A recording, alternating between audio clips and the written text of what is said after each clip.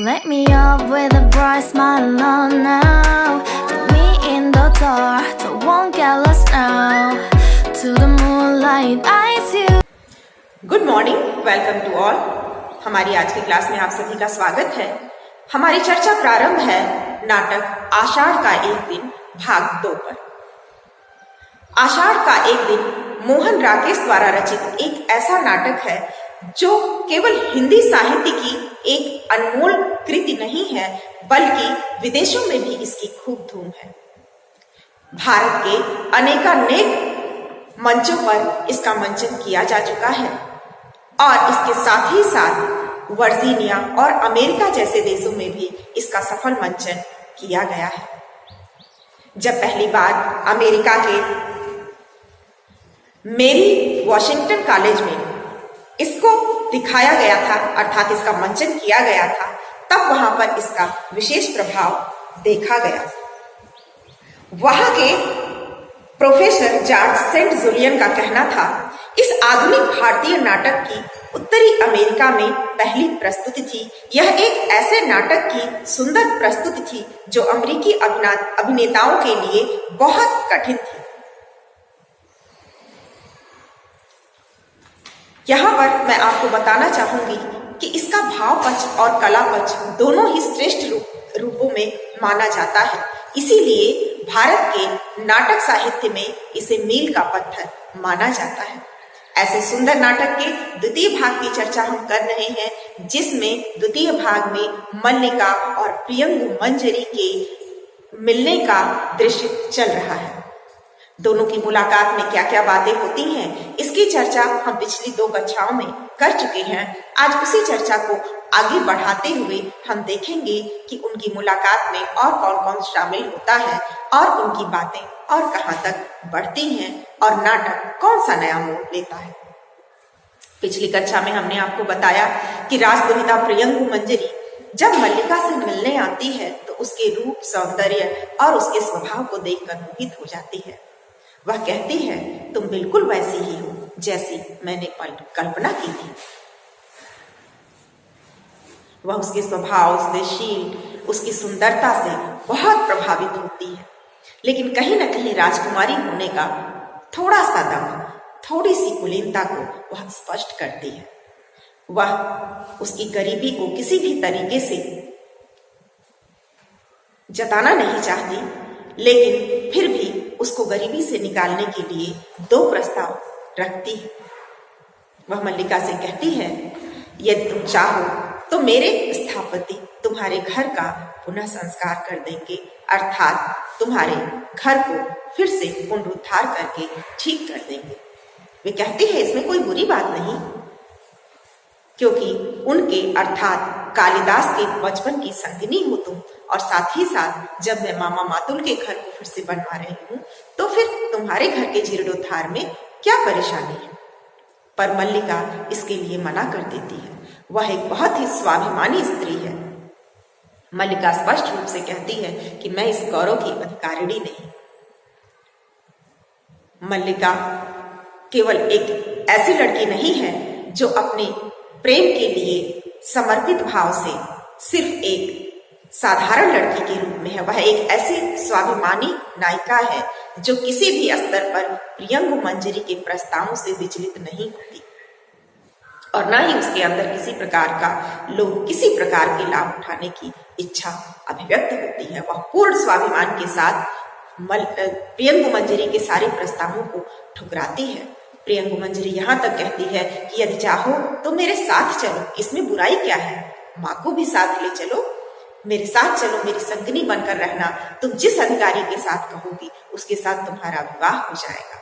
मेरे राजमहल में अनेक अधिकारी हैं, तुम जिसे अपने योग्य समझोगी, जिस पर उंगली रख दोगी, जिसे पसंद करोगी, मैं उसी के साथ उसका विवाह कर दूंगी। इस बात से मल्लिका बहुत ही परेशान हो जाती है। वह अपने आतिथ्य संस्कार से बंधी हुई रहती है, इसलिए कुछ बोल तो नहीं पाती, लेकिन राजकुमारी से अनुनय विनय करती है। क्या कहती है, आइए देखते हैं। प्रियंगु मंजरी जब यह कहती है कि तुम्हारा विवाह एक से एक बड़े अधिकारी के साथ कर दूंगी, तब मल्लिका कहती है कि इस विषय की चर्चा छोड़ दीजिए। गला रुध जाने से शब्द स्पष्ट ध्वनित नहीं होते। उसे इतना दुख पहुंचता है प्रियंगु मंजरी के इस प्रस्ताव से कि उसका गला रुध जाता है, शब्द बाहर नहीं निकल पाते हैं और ऐसी स्थिति में उसका गला बुरी तरह से रुध जाता है। ऐसी बातों को सुनकर पीछे के कमरे में लेटी हुई अंबिका को कुछ हलचल जान पड़ती है और वह बीमार हालत में ही उठकर आ जाती है। प्रियंगु कहती है, क्यों, तुम्हारे मन में कल्पना नहीं है कि तुम्हारा अपना घर परिवार हो? तभी अंबिका धीरे धीरे पीछे से आकर स्वयं उत्तर देती है, नहीं, इसके मन में यह कल्पना नहीं है। अंबिका पहले से ही मल्लिका के विवाह न करने से बहुत दुखी है और उसी की चिंता में प्रायः घुलते घुलते उसका शरीर जर्जर हो गया है और वह ज्वर से पीड़ित रहने लगी है। मल्लिका कहती है, माँ, वह माँ को समझाना चाहती है कि तुम इस विषय में ना बोलो, तुम बीमार हो। अंबिका कहती है, इसके मन में यह कल्पना नहीं है क्योंकि यह भावना के स्तर पर जीती है। इसके लिए जीवन में इसके आगे वह कुछ और कह पाती, लेकिन सांस फूल जाने के कारण वह बोल नहीं पाती है। मल्लिका हाथ के पृष्ठ आसन पर रख देती है और पास जाकर अंबिका को पीठ से सहारा देती है। मल्लिका कहती है, तुम उठ क्यों आई माँ? तुम्हारा स्वास्थ्य ठीक नहीं है, चलो चलकर लेटे रहो। उसे वापस अंदर ले जाना चाहती है, परंतु अंबिका उसका हाथ अपनी पीठ से हटा देती है। अंबिका कहती है, मैं किसी आने वाले से बात भी नहीं कर सकती।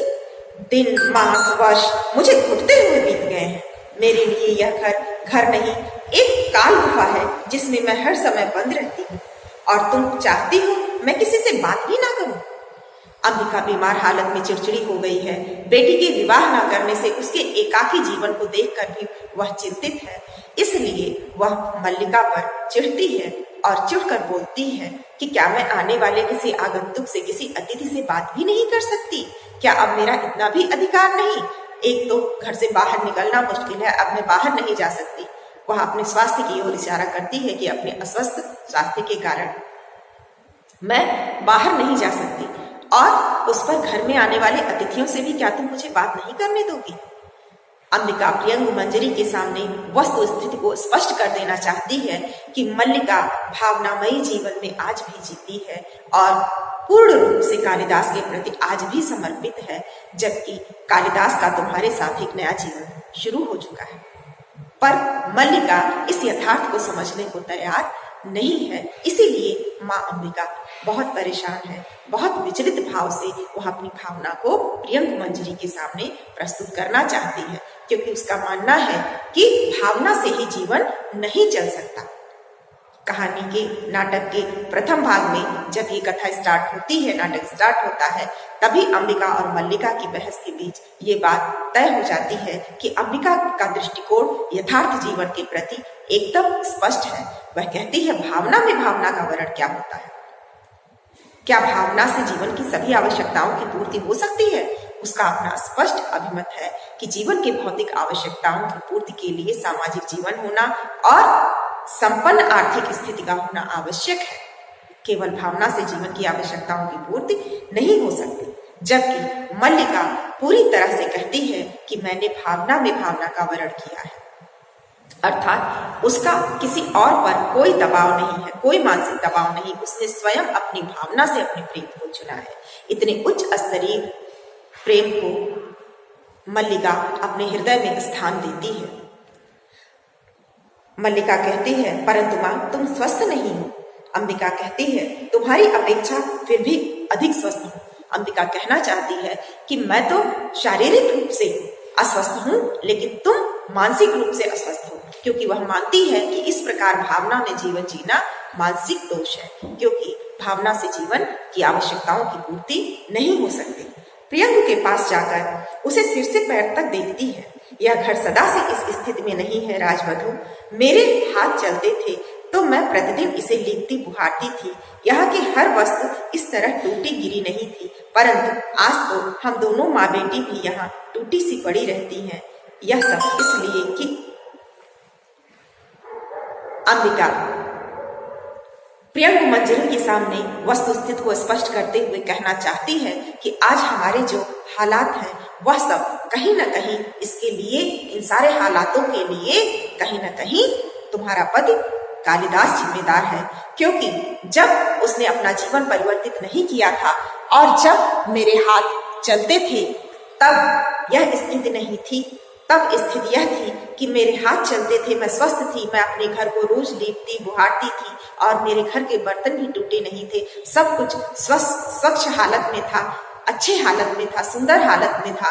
भले ही हम लोग गरीब हैं लेकिन हमारा घर हमेशा लिपा पुता संवरा रहता था। सब कुछ सटीक हालत में सलीके से रखा रहता था, कहीं भी कोई त्रुटि नहीं होती थी। परंतु जब से कालिदास चला गया और वह राज रंग में यहाँ के जीवन को भूल गया, तब से हम दोनों माँ बेटी अपने अपने रूप में, मैं अपने स्वास्थ्य के कारण और मल्लिका अपनी भावना के कारण टूटे से यहाँ रहते हैं। जैसे ही मल्लिका की माँ अंबिका ये बातें कहती है वैसे ही उसकी सांसें फूलने लगती है। प्रियंका कहती है, मैं देख रही हूँ घर की स्थिति अच्छी नहीं है। मल्लिका मेरे साथ चल सकती तो समस्या वैसे ही सुलझ जाती, परंतु अब भी जो कुछ संभव है मैं कर जाऊंगी। स्थापतियों को आदेश दे जाऊंगी कि इस घर को गिराकर इसके स्थान पर मल्लिका चिहुक जाती है। जैसे ही प्रियंका मंजरी यह कहती है कि उसका अभिप्राय यह होता है कि जैसे मैं मामा मातुल का घर बना रही हूँ वैसे ही मैं आपके घर को भी गिराकर इसके स्थान पर एक नया घर बनवाने का आदेश देकर के जाऊंगी। इस बात पर मल्लिका बिल्कुल भी संकुचित हो उठती है, झुक जाती है। मल्लिका कहती है, ऐसा मत कीजिए, इस घर को गिराने का आदेश मत दीजिए। प्रियंका मंजरी फिर सीधी दृष्टि से उसे देखती है। प्रियंका कहती है, मैं तुम्हारी सुविधा के लिए ही कह रही थी, तुम्हें इसमें असुविधा है तो ठीक है, मैं ऐसा आदेश नहीं दूंगी, फिर भी चाहती हूँ कि तुम्हारे लिए कुछ न कुछ कर सकूं। इस समय और नहीं रुक सकती, कल की यात्रा से पहले कई आवश्यक कार्य पूरे करने हैं। यूं तो इस समय भी अवकाश नहीं था, पर मैंने आना आवश्यक समझा। ये पर्वत शिखर की ओर घूमने गए थे, मैं उस बीच इधर चली आई। अच्छा, मल्लिका की उंगलियां उलझ जाती हैं और आंखें झुक जाती हैं। अंबिका अपने आवेश में दो एक पग प्रियंका की ओर बढ़ जाती है। अंबिका कहती है, मैं तुमसे कुछ कहना चाहती थी राजवधु, तुम्हें बताना चाहती थी कि हम लोग, लेकिन उसके बाद वह ज्यादा बोल नहीं पाती। प्रियंका कहती है, मैं आपका कष्ट समझ सकती हूँ, जो भी सहायता मुझसे बन पड़ेगी अवश्य करूंगी। इस समय अनुचर प्रतीक्षा कर रहे हैं, इसलिए वह गंभीर मुस्कुराहट के साथ मल्लिका को देखकर सिर हिलाती है और चली जाती है। अंबिका कहती है, लो, मैं दूध की पंक्तियां पढ़ूं, इन्हीं में न कहती थी कि उसके अंतर की कोमलता साकार हो उठी है। आज इस कोमलता का और भी साकार रूप देख लिया। मल्लिका को व्यंग करती है, कहती है कि देखो, तुम हृदय की भावनाओं की कोमलता की बात करती हो ना, मेघदूत में यही सब लिखा है ना, यही सब तुम पढ़ती हो ना। देखो, उसने तुम्हारे हृदय की कोमलता का क्या पुरस्कार दिया है। आगे वह कहती है, आज वह तुम्हें अपनी भावना का मूल्य देना चाहता है तो क्यों नहीं स्वीकार कर लेती। घर की भित्तियों का परिसंस्कार हो जाएगा और तुम उनके यहाँ परिचारिका बनकर रह सकोगी। इससे बड़ा और क्या सौभाग्य तुम्हें चाहिए। मल्लिका कहती है, राजकन्या की अपनी जीवन दृष्टि है माँ, उसके लिए और कोई कैसे उत्तरदायी है। अंबिका कहती है, परंतु राजकन्या के यहाँ आने के लिए कौन उत्तरदायी है। निस्संदेह वह उस किसी की इच्छा के बिना यहाँ नहीं आई। राज्य के स्थापत्य से घर की भित्तियों का परिसंस्कार कर देंगे। आज वह शासक है, उसके पास संपत्ति है, उस शासन और संपत्ति का परिचय देने के लिए इससे अच्छा और उपाय क्या हो सकता था। वस्तुतः अंबिका शुरू से ही कालिदास को पसंद नहीं करती थी। इसीलिए जब प्रियंका मंजरी ने ऐसा प्रस्ताव रखा कि हम आपके घर का परिसंस्कार करवा देंगे और साथ ही साथ यदि आप चाहें तो नया घर बनवा देंगे, यही नहीं, उसने मल्लिका को अपने साथ चलने, अपनी संगिनी बनाने का भी प्रस्ताव रखा। इन सभी बातों को, इन सभी प्रस्तावों को अंबिका अपने दृष्टिकोण से देखने का प्रयास करती है। वह मल्लिका को समझाना चाह रही है कि देखो, तुम तो भावना में अपना पूरा जीवन समर्पित किए बैठी हो, अपने एकाकी जीवन को चुनकर इस गरीबी को झेल रही हो। दूसरी ओर उसे देखो, अब उसके पास शासन है और जब उसके पास शासन आ गया है तो उसने राजदूता से न केवल विवाह किया है बल्कि यहाँ आकर उसे तुम्हारे घर भेजकर वह यह जताना चाहता है कि देखो मेरे पास कितना पैसा, कितना पावर आ गया है। तुम्हारी भावना का, तुम्हारे प्रेम संबंधी भावनाओं का देखो उसने कितना सुंदर मूल्य चुकाया है। तुम्हारे घर का परिसंस्कार करवा देगा। ठीक ही तो है, तुम्हारे घर की भित्तियां अर्थात दीवारें, तुम्हारे घर की भित्तियां, उनकी हालत ठीक हो जाएगी, तुम्हारा घर बन जाएगा। और साथ ही साथ देखो ना तुम्हारे ऊपर कितना एहसान किया, तुमने उसके लिए अपना जीवन समर्पित किया, अपना प्रेम समर्पित किया। और उसने क्या किया? राजकुमारी ने प्रस्ताव रख दिया कि तुम उनकी परिचारिका बनकर रहो। इससे सुंदर सौभाग्य तुम्हारा क्या हो सकता है? प्रेम का इससे बड़ा, इससे सुंदर उपहार कोई हो सकता है? इस बात को मल्लिका दूसरे तरीके से देखती है। वह कहती है, माँ, इसके लिए तुम कालिदास को क्यों उत्तरदायी मान रही हो? राजकुमारी का अपना व्यक्तित्व है, वह राजकुमारी है, शासन सत्ता उनके पास है। वह हमारे घर आई, हमारा हाल चाल लिया, हमारे घर के हालात देखकर उन्होंने कुछ प्रस्ताव रखे, तो इसमें कालिदास की क्या गलती है? तुम उनकी बातों में क्यों कालिदास को देखती हो या किसी भी प्रकार से उसके प्रति आज भी इस प्रकार का दुराग्रह रखती हो? क्या यह उचित है? अंबिका उसे समझाने का प्रयास करती है कि तुम जैसा सोचती हो वैसा मैं नहीं सोचती। मैं तो प्रियंक मंजरी के आने के पीछे भी कारण कालिदास को ही मानती हूँ कि वह अब अपने शासन सत्ता, वैभव और अपने पद प्रतिष्ठा को दिखाने के लिए ही उसने राजकुमारी को यहाँ भेजा, ताकि तुम जान सको कि तुम्हारी कीमत क्या है और अब उसके जीवन में राजकुमारी की कीमत क्या है। अंबिका का अपना जीवन दृष्टिकोण है और इस प्रकार उन दोनों माँ बेटी में बातें होती हैं। प्रियंक मंजरी के जाने के बाद आगे नाटक क्या मोड़ लेता है, मल्लिका क्या उत्तर देती है अपनी माँ की बातों का, इसकी चर्चा हम अगले भाग में करेंगे। तब तक प्रतीक्षा कीजिए।